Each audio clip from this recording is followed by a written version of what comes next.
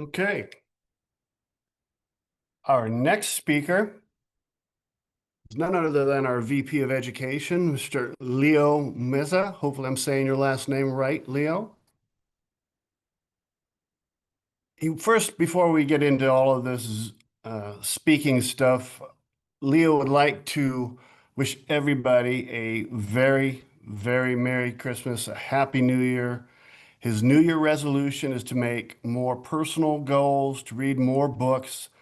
Fellow Toastmasters, I'd like to please give a warm welcome to Leo with his speech, Where the Memories Go. This speech is 4 to 6 minutes. Everybody, please give a warm welcome for Mr. Leo Meza, Where the Memories Go. Thank you for that introduction. I'm glad that we're all here and we're celebrating the new year. We're going into 2026 and we're leaving 2025 behind. But we must do this with a good energy because we want to be at peace. If you don't do this, people say this is how things become haunted. Speaking of which, I've seen a ghost. It's true. This is a place I didn't mean to visit, and I don't intend on ever going back. But before I begin, let me ask you guys, do you believe in ghosts? I was driving in the middle of nowhere. It was on one of those highways that has endless mountains on both sides. And it was night. It was my friend's car. She was at the wheel, and we were running low on gas. So we stopped in this empty town. And it's not like LA, where they have city lights everywhere, or San Francisco for Natasha, where they have city lights. There's a deep midnight black throughout the vicinity, and you could see all the stars in the night. The first thing that was weird about the town is that it was 7 p.m. and there's no one outside. The streets were deserted. We ran out of gas and we stopped in front of a church. We were with our phones looking around, trying to look for signal so we could look at a gas station, roadside assistance, anything. The steps leading up to the church and the threshold all had pennies. It didn't make sense, but I was a broke college student, so I made $6 that night.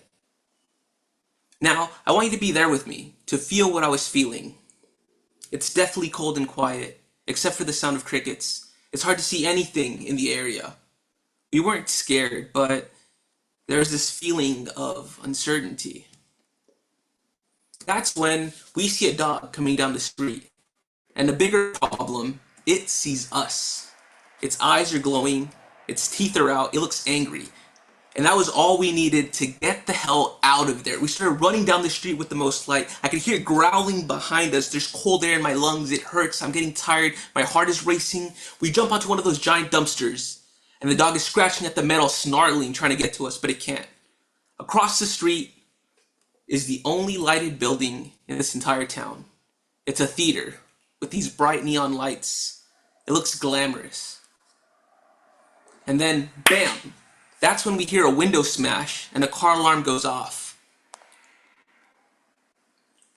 It was my friend's car, and without it, we're stuck in the middle of nowhere. We have nothing. So she jumps down, she runs to her car. The dog starts chasing her. I have to do something, so I jump down, I kick the dog, so it starts chasing me. And then I run towards the theater. The door is luckily open, so I'm inside and I'm separated. Suddenly it's quiet. I'm not supposed to be here. And I'm kind of snooping around. So I go upstairs to the second floor where they keep the projector. And from there, I can see the seats and I can see the stage. There's actors and they're rehearsing some play. I watched them for a while, going over lines and repeating scenes. I forgot what was happening outside. I forgot everything that had happened in my life. And I realized this town used to have people in it.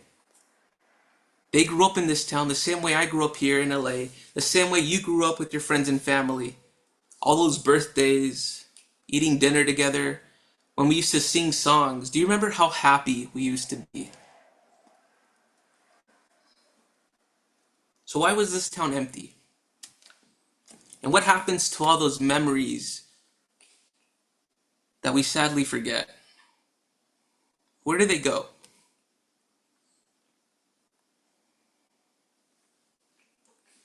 I left that theater.